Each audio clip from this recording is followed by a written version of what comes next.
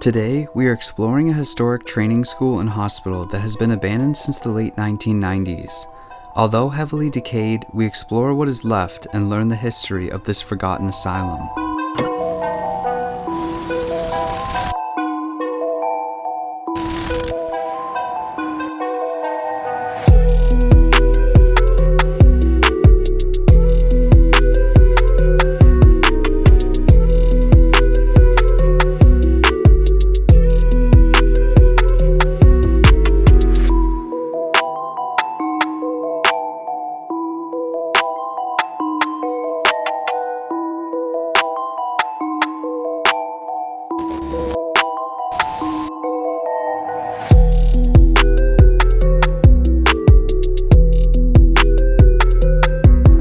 Future for the children or for those who are in these institutions.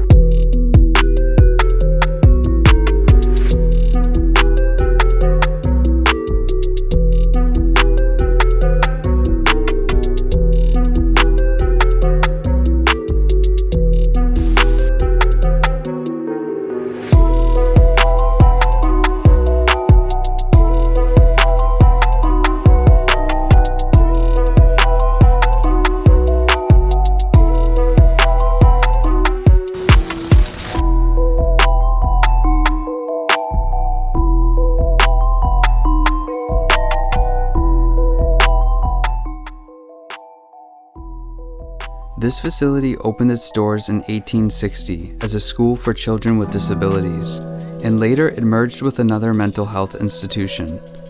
In 1917, it reopened as a training school and hospital, with 402 students residing.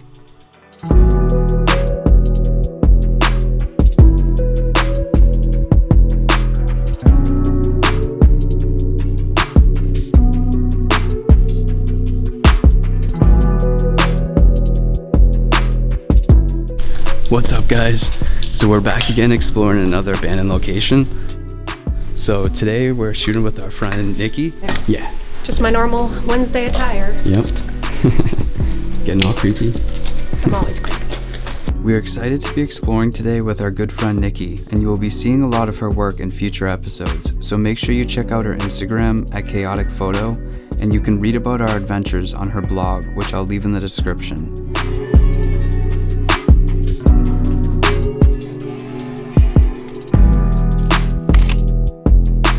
You can see right away that these buildings have been heavily decayed. The roof of this building has completely collapsed and has been subject to the weather for years.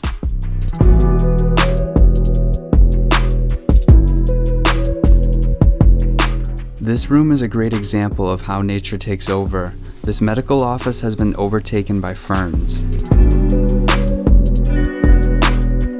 The goal of a training school was to provide for the care, custody, education, and employment of the disabled, and you can see a lot of similarities to the mental asylums of this time period. Over the 15 years of this facility opening, the numbers of residents on the campus had been steadily increasing, and by the year 1932, there had already been 1,070 residents. The training hospital was considerably affected by the Great Depression and World War II, and although there was a waiting list of over 1,000 people, the campus was completely maxed out and struggling with funds.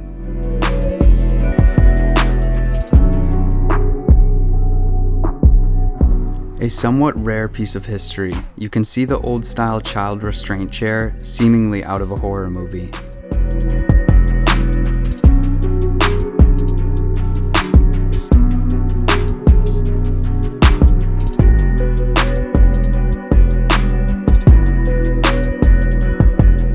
This room was filled with old medical equipment. These instruments have a retro feel, and you can tell they have been sitting for decades. I'm really surprised with how well trafficked this spot is that vandals have not destroyed them.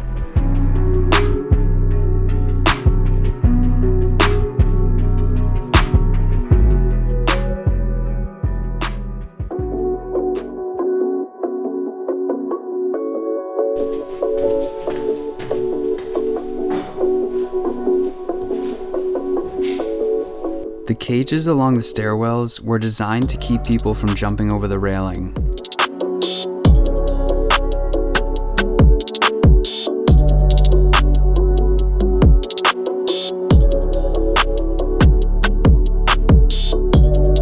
wasn't until 1950 that the campus would be able to start construction on the much-needed expansions of the training school.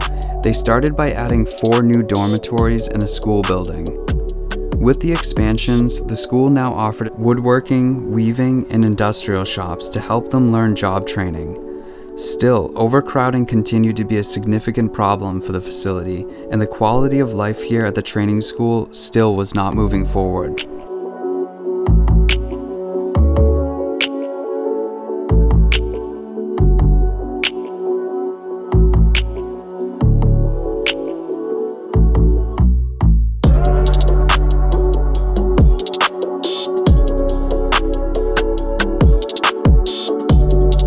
In 1969, the training school reached its peak, and there were 1,609 residents and 875 full-time staff personnel working at the campus.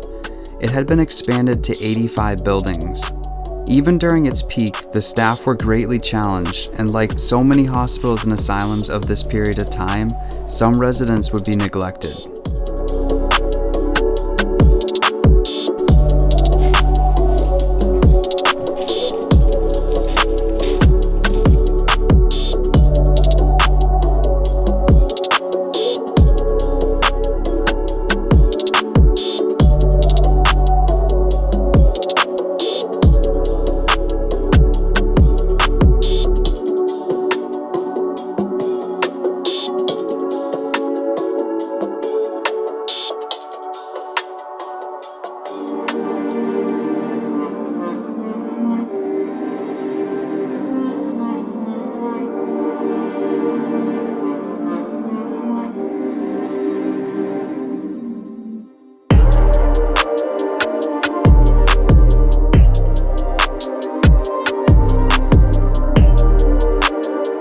So we found one thing that we've never seen before. This is a abandoned darkroom.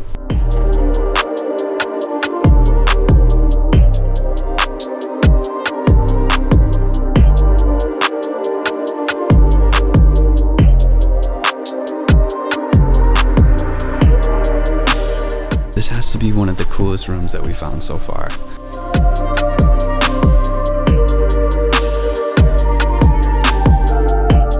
The quality of life at this training school and hospital had started to be questioned more and more. In 1978, the lawsuits started a rapid decrease in the residents of the campus and led to the inevitable closing of the state school and hospital in 1993. In 1991, only 2 years before it would close, they only had 140 residents still left, and most of the buildings had fallen into disrepair. Some of the remaining buildings would be transferred to a modern university, while others were left abandoned and more likely to meet the fate of demolition.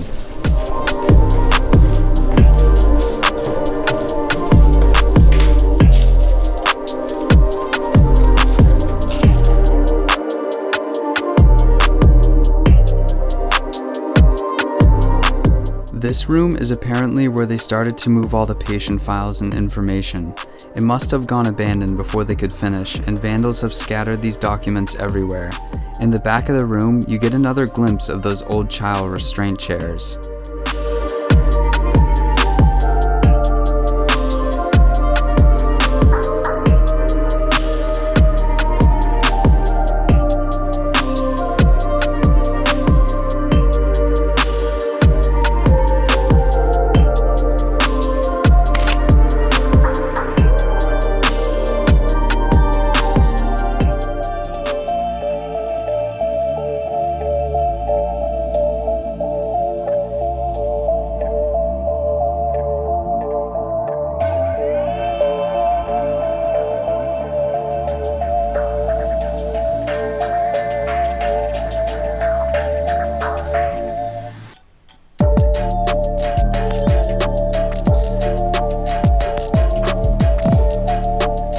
We are heading out of the main hospital building to explore some more of the campus. We have to be especially careful at this location because half of it is active and we need to avoid being seen.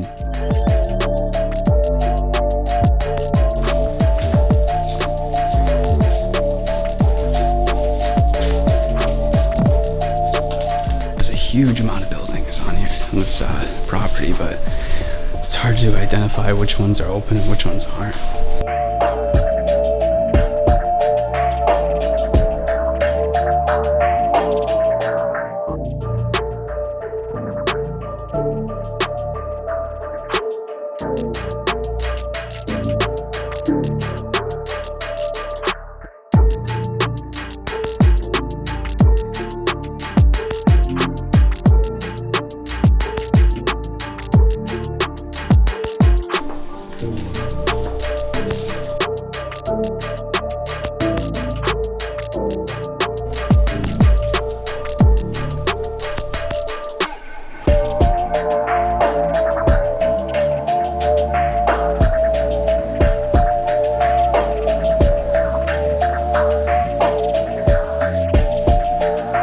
So we're gonna try to get into the building that has the bowling alley.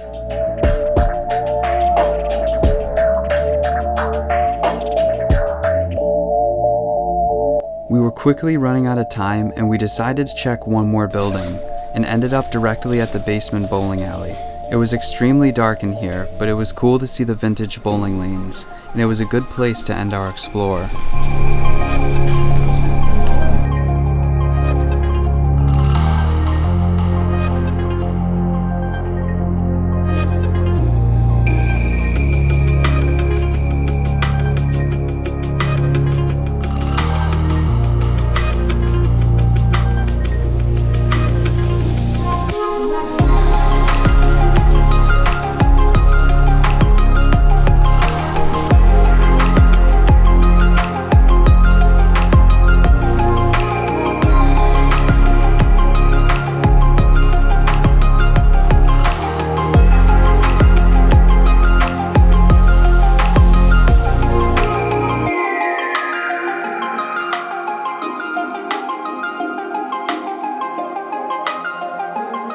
So we just finished up at this spot. It was really cool. So this last building that we went into, there was really not much open windows, so you couldn't see anything in there, but we were able to see that bowling alley, which was really cool. So thank you guys so much for watching, and remember to subscribe. There is so much history hidden behind these walls, and we were happy we had the opportunity to explore some of what's left before it's erased for good. Places like these are somewhat hidden in plain sight, and we love to be able to show you these places that are inaccessible to most. And if you enjoyed, please hit the subscribe button and leave a comment for us. We would love to hear what parts of the training school you found the most interesting.